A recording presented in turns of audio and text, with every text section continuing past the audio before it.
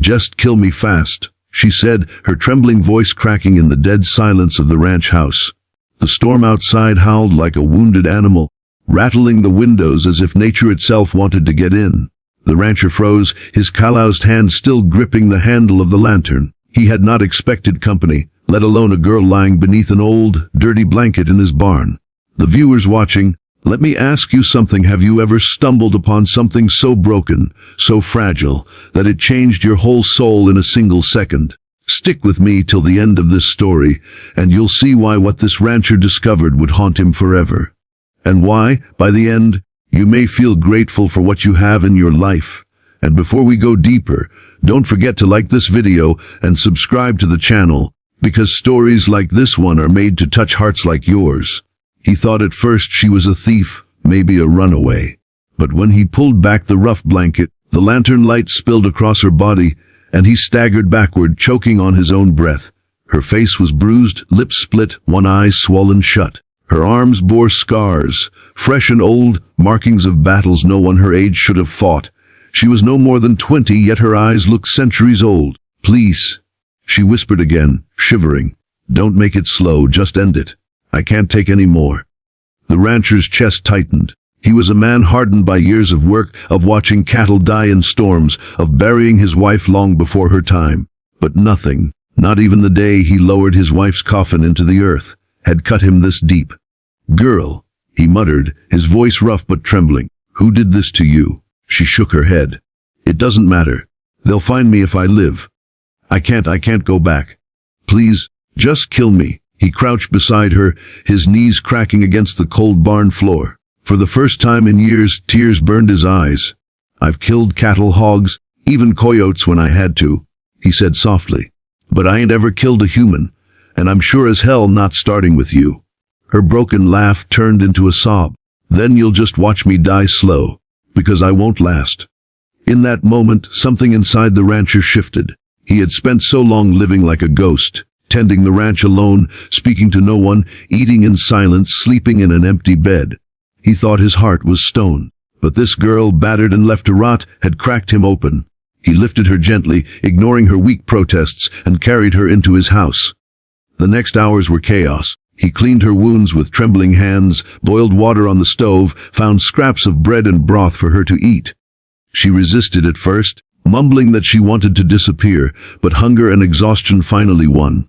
She fell asleep in his late wife's bed, curled like a child, her chest rising and falling with shallow breaths. The rancher sat in a chair by the door all night, lantern glowing, shotgun across his lap, not to keep her prisoner, but to guard her from whoever had driven her to such despair. Days passed. Slowly, she spoke more. Her name was Clara. She had run from a man who claimed to love her but only knew how to own her.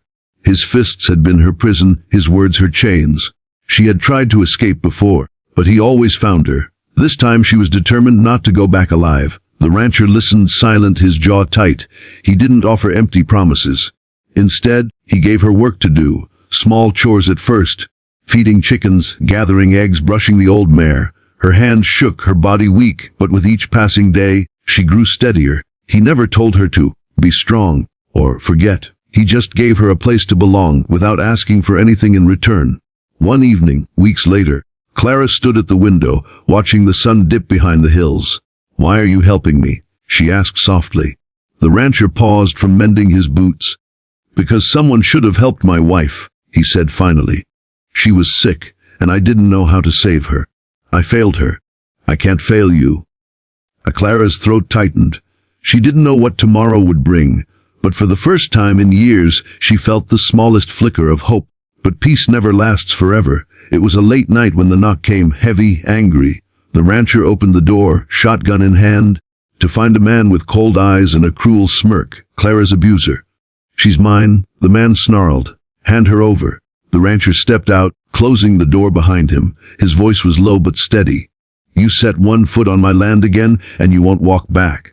The man sneered, but something in the rancher's gaze made him hesitate.